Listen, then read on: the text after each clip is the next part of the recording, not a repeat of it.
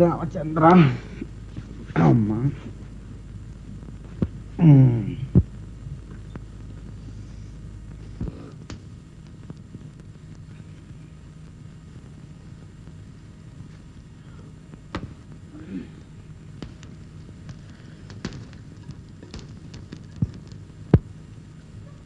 అరే గద్దెకి వచ్చి పారాకాశం వేళ గడ్డిలాగా నిద్రపోతావు. నిద్రపోయేది గాడిద కంచిన గడ్డి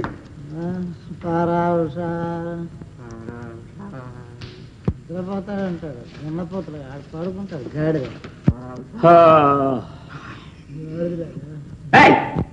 కాపలా అంటే నిద్రపోతున్నారు గాడిలాగా గడ్డి గాడిదే ఎవరనుకున్నావు?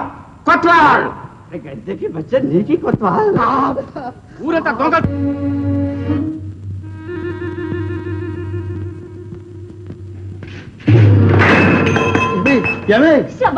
అది కాదే ఇంట్లోనే ముందు నువ్వు లేచిరా.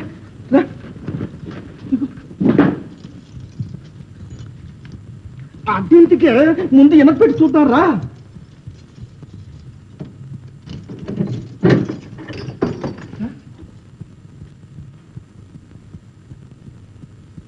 ఏది తీపెట్టు చూపించు. కంటే అసలు పేరు వట్టడా ఇవన్నీ అన్ని భద్రంగానే ఉన్నాయే. తల్లి మాలచి కదలకుండా ఇక్కడ చల్లగా ఉండు.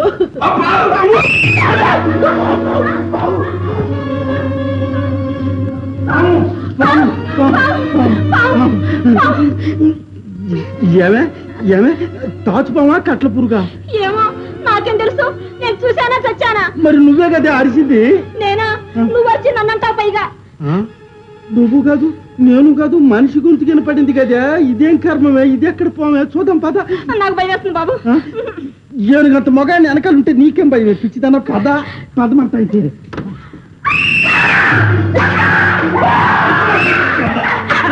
లేదాకా గొంతెత్తివా?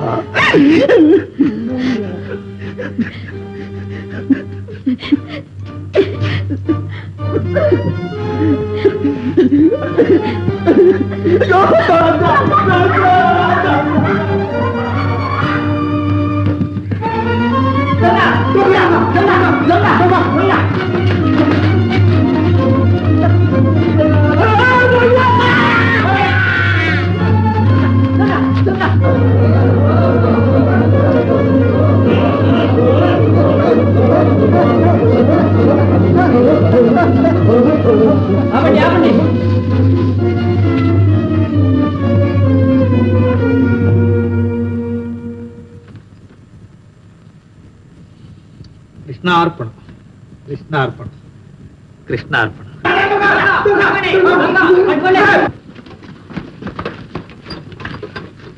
కృష్ణార్పణ.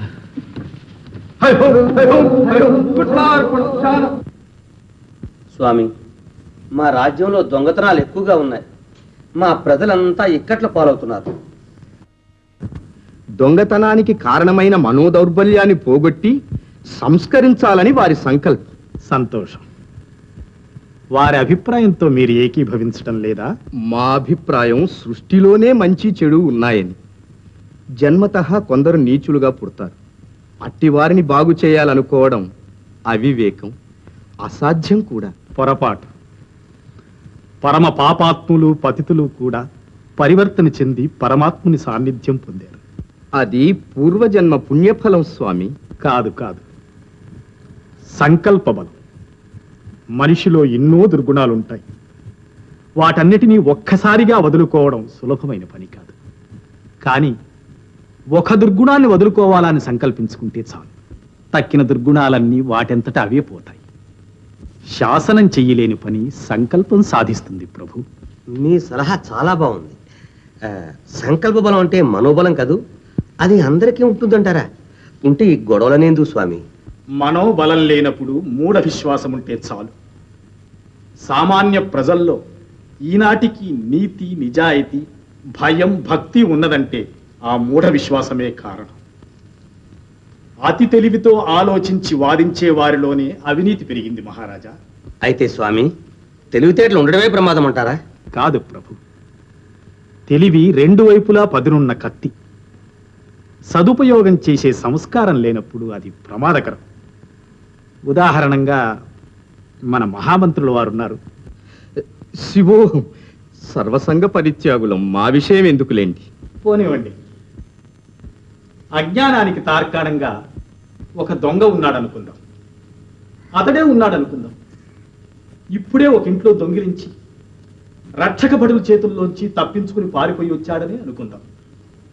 అతను ఎందుకు దొంగలిస్తున్నాడు? కుల వృత్తి అనే మూఢ విశ్వాసం, తాను చేస్తున్న పని మంచిదనే నమ్మకం. కానీ అది మంచిది కాదని, దానివల్ల 10 మందికి కీడు కలుగుతుందని అతనికి తెలియదు. అతన్ని శాసించి శిక్షించి ప్రయోజనం లేదు ప్రభు. అతనిలో కరుడు కట్టుకున్న మూఢ విశ్వాసాన్ని వాడుకోవాలి, గురి ఏర్పరచాలి. దొంగతనంతో పాటు ఎన్నో దుర్గుణాలుంటాయి. వాటిల్లో ఒక్కటి వదులుకునెట్టి చేస్తే చాలు. కొంతకాలం తర్వాత అతనే పూర్తిగా మారిపోతాడు. మంచితనంలో ఉన్న హాయిని సుఖాన్ని అనుభవించిన తరువాత మళ్ళీ చెడు వైపు మొగ్గలేడు. ఇదే మా ఉపదేశం. చిత్తం.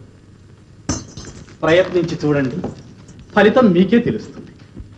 మీరు మీ ప్రజ నిత్య కళ్యాణం పచ్చతోరణంగా ఉండాలి. కృష్ణ అర్పణ.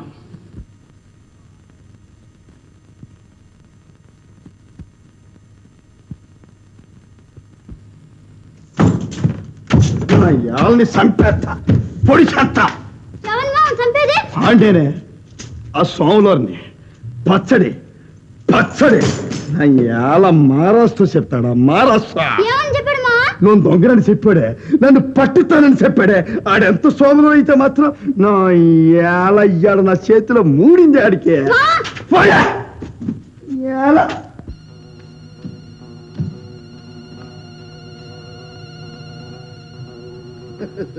నా ఏళ్ళ ఇంకా రానేది లాగుంది. రాని చెప్తా.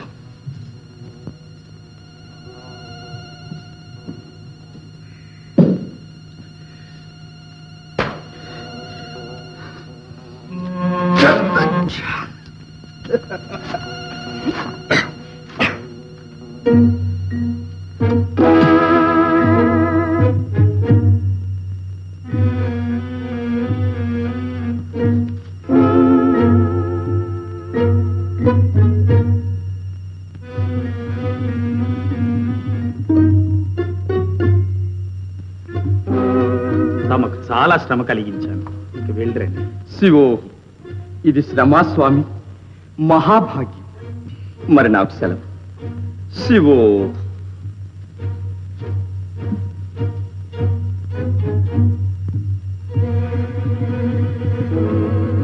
ఇంత ఇష్టమయ్యా పచ్చడి.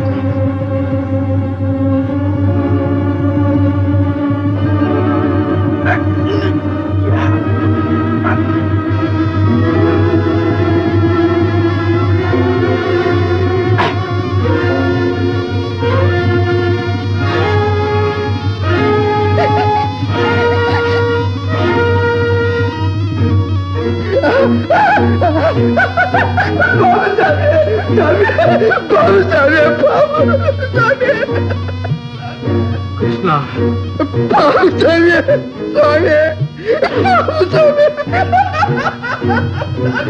కృష్ణ, ఏమిటి అక్రమం? శాంతించు నాగేంద్ర, శాంతించు. వెళ్ళిపో నాగేంద్ర, వెళ్ళిపో.